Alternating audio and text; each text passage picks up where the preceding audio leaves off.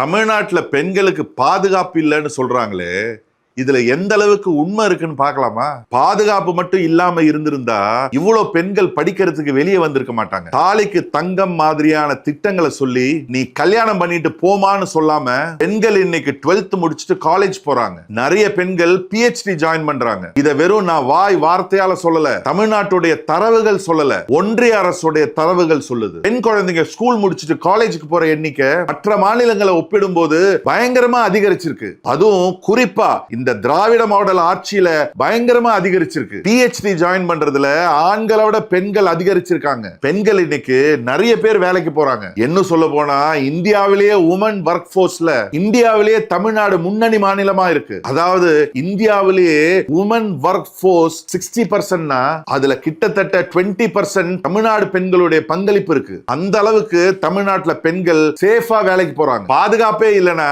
பெண்கள் எப்படிங்க வேலைக்கு போவாங்க? ஒரு பெண் குழந்தைகளை படிக்க வைக்கிறாங்க. ஸ்கூல் முடிச்சிட்டியா காலேஜுக்கு போ, காலேஜ் முடிச்சிட்டியா வேலைக்கு போ. ஸ்கூல் காலேஜ் பிள்ளைகளுடைய வருங்காலத்தை மனசுல வச்சுட்டு இலவச பஸ் பாஸ் கொடுத்த அரசு இப்போ பெண்களுக்கும் கொடுத்துக்கிட்டு இருக்காங்க. அங்க ஒண்ணு இங்க ஒண்ணு நடந்த சம்பவங்களை எதிர்கட்சிகள் ஊதி பெருசாக்க முயற்சி பண்ணாலும் தப்பு செஞ்சவங்களுக்கு உடனடியா காவல்துறை மூலம் நடவடிக்கை எடுத்து பெண்களுக்கு உரிய பாதுகாவலனா திராவிட மாடல் நாயகர் முதல்வர் மு.க. ஸ்டாலின் இருக்காருன்றத மக்கள் எப்பவும் மறக்க மாட்டாங்க. ரம்ஜானுக்கென்றே பிரத்யேக கலெக்ஷன்கள். ஆசியாவின் மிகப்பெரிய ஜவுளி சாம்ராஜ்யம் தி சென்னை சில்க்ஸ்.